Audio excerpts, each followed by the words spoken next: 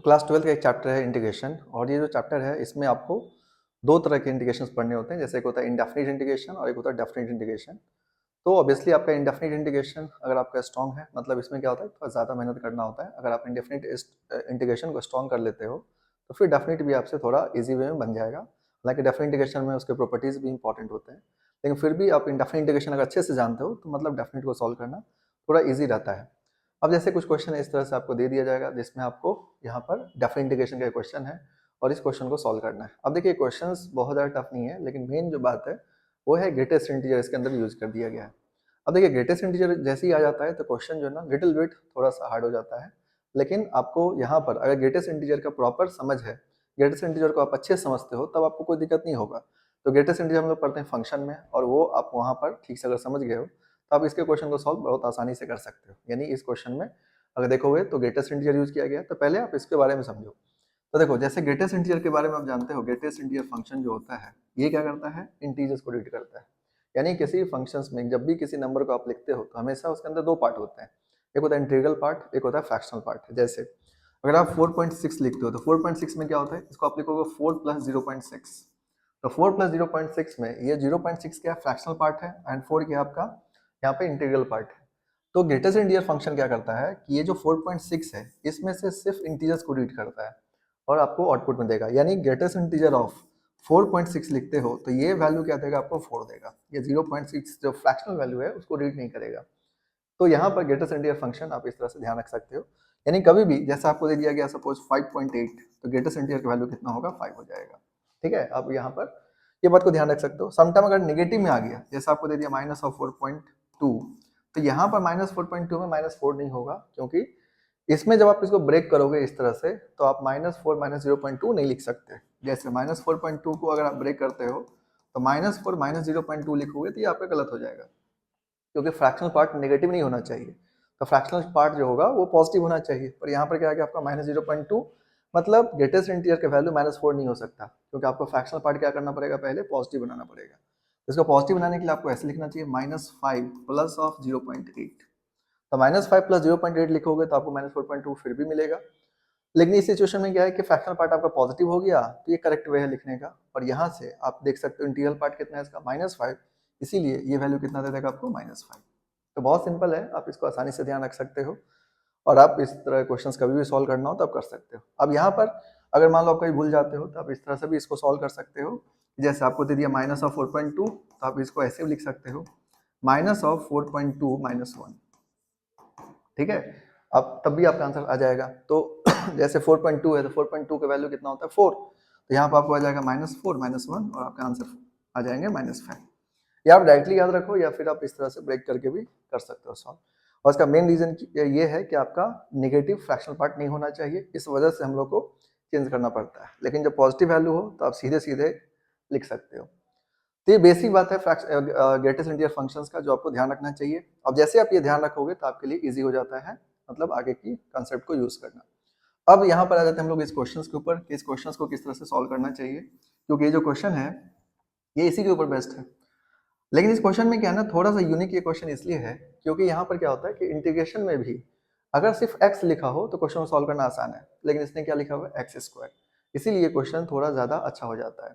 आपको कई बार CBSE boards में भी पूछ दिया जाता है इस तरह के क्वेश्चंस, तो आपको यहाँ पर देखना चाहिए कि ग्रेटेस्ट इंटीजर ऑफ x² को कैसे ऑपरेट करोगे। क्योंकि अगर ये क्वेश्चन होता 0 से 2.4 और greatest integer of x into D x, अगर आपको ये होता 0 से 2.4 greatest integer of x into D x, तो ग्रेटेस्ट इंटीजर क्या होता है, हर एक इंटीजर को ब्रेक करता है एंड हर एक इंटीजर को अपना वैल्यू चेंज करता है। तो आप इसको बहुत आसानी से लिख सकते थे 0 से 1, 1 से 2 एंड 2 से 2.4, है ना। यहाँ से आप सिंपल सॉल्व कर देते और इसमें आपको आपके आंसर आ जाते हैं। मतलब 0 से 1, 1 से 2, 2 से 2.4। अब इसको आप सॉल्व कर लेते। तो यहाँ पर 0 से 1 के बीच में आपको 0 आ जाएगा, 0 इंटू डी एक्स। 1 से 2 के बीच में ये 1 देगा तो 1 इंटू डी एक्स। 2 से 2.4 के बीच में कितना देगा, आपको 2 देगा तो 2 इंटू डी एक्स। और यहाँ पर आप इसको सॉल्व करोगे तो जैसे वैल्यू 0 आ जाता, ये आ जाता आपका 1 इंटू एक्स, डी एक्स का इंटीग्रेशन एक्स हो जाता, फिर आप 2 - 1 लिख सकते थे, या 2 इंटू 2.4 - 2 लिख सकते थे। तो इसका वैल्यू आ जाता 1 प्लस 2 इंटू 0.4, यानी ये आ जाता 1 प्लस ऑफ 0.8, तो आंसर हो जाता 1.8। ठीक है, तो ये बहुत आसानी से आप यहाँ पर सॉल्व कर देते और देखिए क्वेश्चन आपका बन गया। इसको आप डायरेक्टली भी सॉल्व कर सकते हो, इतना करने की जरूरत नहीं है। सिंपल ये होता है कि जो नीचे वाला पार्ट है ना, इसको आप ऐड कर दो। जैसे यहाँ पर 1 है तो 1 ले लो, यहाँ पर 2 है तो 2 इन 2 इस दोनों का डिफरेंस। तो ये सीधे सीधे कर सकते हैं, इसमें कोई बहुत बड़ी बात नहीं। इसके ट्रिक भी होते हैं जिसको हम लोग डायरेक्टली यूज कर सकते हैं, लेकिन वो सिर्फ जब ये ट्रिक भी लगा सकते हो या मेथड भी लगा सकते हो तब लगा सकते हो जब आपका ग्रेटेस्ट इंटीजर ऑफ एक्स दे रखा हो। लेकिन जब किसी क्वेश्चन में ग्रेटेस्ट इंटीजर एक्स नहीं दे करके एक्स स्क्वायर दे दिया गया, तो फिर आप इस तरह से बनाएंगे तो आपके गलत हो जाएंगे। तो यहाँ पर क्या करना चाहिए, किस वे में सॉल्व करना चाहिए, आपको सीखना होगा। तो ये क्वेश्चन काफी इजी होता है, बहुत ज्यादा इजी होता है, मतलब ये बोर्ड लेवल का क्वेश्चन हो गया। और अगर आपको एक्स स्क्वायर दे दिया गया तो फिर आपको जेईन पूछ दिया गया। हालांकि इस तरह क्वेश्चन में जेईन पूछ सकता है, इसमें कोई बहुत बड़ी बात नहीं है। तो देखिए अब इस क्वेश्चन को हम लोग सॉल्व करते हैं और देखते हैं कि इस क्वेश्चन को कैसे सॉल्व करना चाहिए। तो यहाँ पर इस क्वेश्चन में जब सॉल्व करने के लिए जाओगे तो सबसे बड़ा है कि इसको हम ब्रेक कैसे करेंगे। अगर x लिखा हुआ था तो हम लोग बहुत आसानी से इंटीजर को चेंज करते गए। जैसे 0 से 2.4 जाना था तो 0 से 1 गए, 1 से 2 गए एंड 2 से 2.4 चले गए। लेकिन यहाँ पर एक्स स्क्वायर है तो इसको हम लोग जब सॉल्व करेंगे तो देखिए हम आपको तरीका समझाते हैं। यहाँ पर अगर ठीक से समझो, एक बार आप समझ गए तो आपको इस तरह क्वेश्चन में कभी दिक्कत नहीं हो सकता। जैसे यहाँ पर लिखा हुआ है आपको 0 से 2.4, तो 0 से 2.4 है greatest integer of x square into D x. अब जैसा कि जानते हो कि डेफिनेट इंटीग्रेशंस में क्या होता है कि कभी भी अगर कोई फंक्शन लिखा हुआ है a to B F X into D X, A to B F X into D X लिखा हुआ है, तो इसका मतलब ये है कि आपको यहाँ पर a और b के x का वैल्यू है। ये बात आपको ध्यान रखना होगा, क्योंकि यहाँ पे x बराबर a होता है, x बराबर b होता है। अगर dy लिखा हुआ है तो इसका मतलब ये y की वैल्यू होता है। तो ये जो इसी तरह से यहाँ पर जब आपको 0 से 2.4 दे रखा है तो ये x का वैल्यू गिवन है, यानी x लाई कर रहा है कहाँ से कहाँ तक, 0 से लेकर के 2.4 तक। 0 से 2.4 में ये लाई कर रहा है x का वैल्यू। अब यहाँ पर आपको समझना ये है कि हमारा जब ये तो हो गया dx, पर फंक्शन क्या हमारा अंदर एक्स स्क्वायर। तो हम लोग करेंगे क्या कि यहाँ पर इसको एक्स स्क्वायर करते हैं, स्क्वायरिंग कर देते हैं। जब आप स्क्वायरिंग करोगे तो एक्स स्क्वायर ये कितना हो जाएगा आपका 0 और ये हो जाएगा 2.4 का स्क्वायर कर दो तो 5.76 हो जाएगा, है ना। 24 का स्क्वायर 576 तो 5.76 आ जाएगा, ठीक है। अब यहाँ पर ये जो आपका x का वैल्यू था 0 से 2.4, एक्स स्क्वायर किया तो 0 से 5.76 आ गया। तो देखिए अब हम लोग करना क्या है यहाँ पर कि एक्स स्क्वायर को हम रिप्लेस कर देते हैं कैपिटल एक्स से, ठीक है, यानी कैपिटल एक्स से इसको रिप्लेस कर देते हैं। कैपिटल एक्स से जब रिप्लेस करोगे तो इसका मतलब कैपिटल एक्स जो है ये कहाँ से कहाँ तक हो गया, 0 से 5.76, है ना। कहाँ तक हो गया, 0 से 5.76 तक।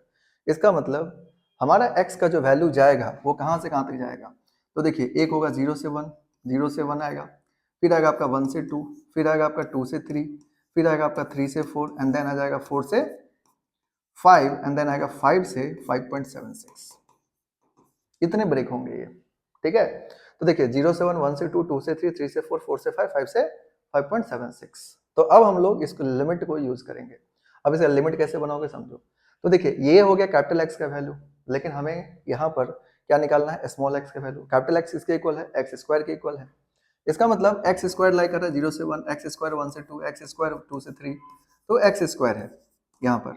अब आप क्या करो, एक्स का वैल्यू निकालो। एक्स का वैल्यू जब निकालोगे तो ये 0 से 1 है, रूट 1 1 ही होता है। तो यहाँ से अगर आप फिर से देखो एक्स के वैल्यू को अगर हम सॉल्व करते हैं तो क्या होगा। तो देखिए एक्स का वैल्यू हो जाएगा आपका 0 से 1 ही होगा यहाँ पर।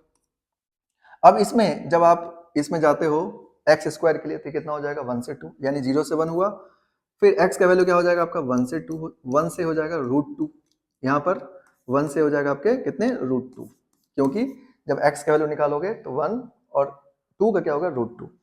फिर एक्स स्क्वायर यहाँ पर सॉल्व करोगे तो x का वैल्यू कितना हो जाएगा आपका रूट 2 से रूट 3, देन फिर क्या हो जाएगा आपका x का वैल्यू ये हो जाएगा आपका रूट 3 से रूट 4 का वैल्यू कितना हो जाएगा 2, देन x का वैल्यू कितना हो जाएगा फिर आपको यहाँ से मिलेगा 2 से रूट 5, ठीक है।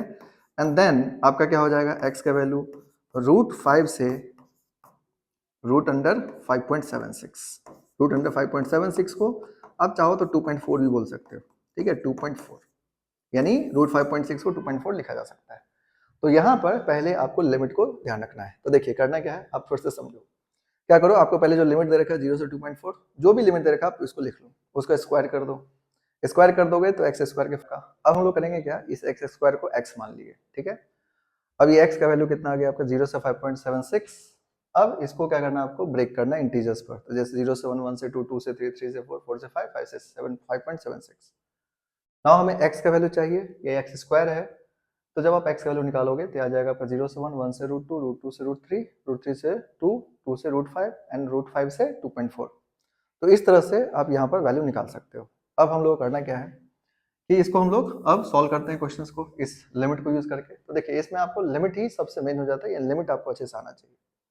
अब इसको आप सॉल्व करोगे तो देखो यहाँ पर हो जाएगा आपका जैसे 0 से 1, फिर ब्रेक करोगे तो आ जाएगा 1 से √2, ठीक है, देन आ जाएगा आपका √2 से √3, देन आ जाएगा आपका √3 से √5, √4 यानी 2, यहाँ पर आ जाएगा 2, देन आ जाएगा आपका 2 से √5 एंड देन आ जाएगा आपका √5 से 5.6 यानी 2.4 आ जाएगा, ठीक है। यहाँ पर ये आ गया। अब ये वैल्यू क्या आपका dx, ठीक है, ये dx आ गया, ये dx हो गया, ये dx हो गया, ये dx हो गया, ठीक है।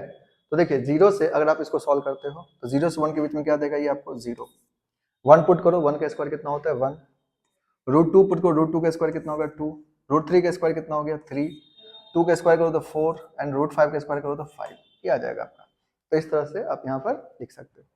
अब आपको करना क्या है यहाँ पर, तो बहुत आसान है। अब आप सिंपल है, इसको आप इंटीग्रेट करोगे तो इसको इंटीग्रेट कैसे करोगे समझो। तो 0 का तो ये 0 ही हो गया, प्लस देखो dx का इंटीग्रेशन कितना होता है x होता है, तो इसको लिख लोगे आप 1 into √2 minus 1 upper limit minus lower limit plus 2 into ये आ जाएगा आपका √3 माइनस √2, ठीक है, ये आ जाएगा। देन आप यहाँ पे क्या करोगे, ये आ जाएगा आपका 3 इंटू 2 माइनस √3, देन आ जाएगा आपका 4 इंटू √5 माइनस 2, ठीक है, upper limit minus lower limit करके सॉल्व कर सकते हो। नाउ अब इसमें अगर हम लोग थोड़ा सा और सॉल्व करें इसको, तो ये आ जाएगा आपका 5 इंटू 2.4 माइनस ऑफ √5, ठीक है, ये आ गया। अब इसको हम लोग फर्दर सॉल्व कर लेते हैं। तो देखिए जब आप इसको फर्दर सॉल्व करोगे तो देखो क्या होगा यहाँ पर। अब ये बहुत आसान है, अब आपका कैलकुलेशन है, तो कैलकुलेशन करोगे आपके आंसर आ जाएंगे, ठीक है। तो यहाँ पर मेन जो होता है लिमिट ही होता है, बाकी और कुछ नहीं है इसमें, दम वाली बात। अब यहाँ पर इसको अगर फर्दर सॉल्व करते हो तो देखो इसको ऑपरेट कर लो, तो ये कितना मिलेगा आपको √2 माइनस 1 प्लस ये हो जाएगा 2 से मल्टीप्लाई कर दो तो ये हो जाएगा 2√3 माइनस ऑफ 2√2, देन आ जाएगा आपका 6 माइनस ऑफ 3√3, देन आ जाएगा आपका 4√5 माइनस ऑफ 8, देन आ जाएगा आपका 5 से 2.4 करोगे तो कितना मिलेगा आपको 12 माइनस ऑफ 5√5, ठीक है, ये आ जाएगा। अब यहाँ पर देखिए ये किसके इक्वल दे रखा है आपको, तो यहाँ पे इक्वल दे रखा है कि अल्फा प्लस बीटा √2 एंड इस तरह से। तो इसको हम लोग क्या करते हैं, थोड़ा ऑपरेट करते हैं। तो देखिए बहुत सिंपल है, अब क्या करो कांस्टेंट को ऐड करो, तो 12 प्लस 6 कितना हो जाएगा 18, 18 माइनस 8 क्या मिलेगा आपको 10, 10 माइनस 1 कितना हो जाएगा आपका 9, तो 9 आ गया। √2 माइनस 2 रूट करोगे तो मिलेगा आपको माइनस √2, इसके बाद आपको मिलेगा 2√3 माइनस 3 करोगे तो मिलेगा माइनस √3, √5 4√5 माइनस 5√5 करो तो मिलेगा आपको माइनस √5। अब ये किसके इक्वल है, ये इक्वल है alpha plus alpha plus of beta √2 plus of gamma √3 plus of आपको आ गया डेल्टा √5। नाउ कंपेयर कर दो, जब आप कंपेयर करोगे तो अल्फा बीटा गामा डेल्टा का वैल्यू आ जाएगा। तो देखो आप कंपेयर करोगे तो अल्फा वैल्यू 9 आ जाएगा, बीटा वैल्यू -1 हो जाएगा, गामा का वैल्यू आपको -1 हो जाएगा, डेल्टा का वैल्यू आपको -1 हो जाएगा, है ना। कंपेयर करना बहुत सिंपल है, √5 वाले को √5 से करो, गामा वाले को √3 वाले को √3 से, √2 वाले √2 के, और अल्फा जो है वो 9 के इक्वल हो गया। अब आपसे पूछा गया क्या, देखिए यहाँ पे क्वेश्चन पूछा गया कि alpha plus beta plus gamma plus delta value कितना होगा। तो बहुत सिंपल है, आप ये बहुत आसानी से कर सकते हो। तो देखो alpha plus beta plus gamma plus delta की वैल्यू निकालना आपको, तो 9 माइनस 1 माइनस 1 माइनस 1 तो कितना आ जाएगा 6, मतलब इसका आंसर क्या हो गया 6। तो देखो इस क्वेश्चन को सॉल्व करना क्या बहुत आसान है, मतलब क्वेश्चन सॉल्व करने में ज़्यादा कुछ नहीं है। जैसे आप यहाँ पर क्वेश्चन को जब सॉल्व करोगे तो सबसे ज़्यादा जो मेन देखे होगे आपको, सबसे पहले तो ग्रेटेस्ट इंटीजर बहुत अच्छे से पता होना चाहिए। देन आप इसका क्या करोगे कि लिमिट जो है ना वो बड़ा इंपॉर्टेंट है, यानी इसका जो अपर लिमिट लोअर लिमिट कैसे पता करना है, तो जो आपको बताएं प्रोसेस आप उसको थोड़ा ध्यान से फॉलो करोगे तो आपसे लिमिट निकल जाएगा। जैसे लिमिट निकल जाएगा फिर आप इसको इंटीग्रेट करोगे एंड सॉल्व कर सकते हो। तो यहाँ पर जैसे कि हम देखो क्या करना है हम लोग को, ये वैल्यू को पुट कर करके देखना है कि कौन सा वैल्यू दे रहा है ये greatest integer of x square. अब ये जो वैल्यू दे देगा आपको एग्जैक्ट वैल्यू, तो आप फिर इंटीग्रेट करोगे dx का एंड देन सॉल्व कर दोगे तो आपके आंसर आ जाएंगे। अब यहाँ पर देखो तो इसमें इसका मतलब ये है कि ग्रेटेस्ट इंटीजर के कंसेप्ट को आपको थोड़ा ठीक से पढ़ना चाहिए, क्योंकि ग्रेटेस्ट इंटीजर देखोगे तो काफ़ी सारे चैप्टर में यूज़ होते हैं, जैसे कि लिमिट में यूज़ होता है, कंटिन्यूटी में यूज़ होता है। इनफैक्ट कैलकुलस में देखोगे तो कई जगह यूज़ होते हैं ग्रेटेस्ट इंटीजर, और ये टॉपिक कहाँ का है, फंक्शन। तो फंक्शन में जो आप पढ़ते हो क्लास 11th में, तो वहाँ पर आपको अगर इसके बहुत अच्छे से पढ़ते हो, इसके प्रॉपर्टीज वगैरह को पढ़ लेते हो, इसके बाद इसके इनइक्वालिटी में किस तरह से ऑपरेट होता है ये भी आपको जानना चाहिए, क्योंकि इनइक्वालिटी में जो ग्रेटेस्ट इंटीजर आएगा तो वहाँ पर भी आपको थोड़ा ध्यान रखना पड़ेगा। अगर आप सारा चीज़ को ध्यान रखोगे तो ये बहुत टफ नहीं होता, पर हाँ ये ध्यान रखना कि ग्रेटेस्ट इंटीजर जब भी किसी क्वेश्चन में यूज़ किया जाएगा तो क्वेश्चन का स्टैंडर्ड लिटिल बिट बढ़ जाता है, तो आप वहाँ पर, लेकिन अगर आप सारा कुछ जानते हो तब आपको दिक्कत नहीं होगा, तब आप आसानी से ऑपरेट कर लोगे। लेकिन अगर नहीं जानते तो फिर थोड़ा दिक्कत हो जाता है, तो आपको यहाँ पे टॉपिक को जरूर पढ़ के जाना चाहिए, क्योंकि ये टॉपिक काफ़ी जगह यूज़ हो रहा है, तो आपको ऐसे टॉपिक को छोड़ना नहीं चाहिए, क्योंकि ये टॉपिक आपको काफ़ी ज़्यादा इंपॉर्टेंट हो जाता है, किसी भी चैप्टर में यूज़ हो जा रहा है।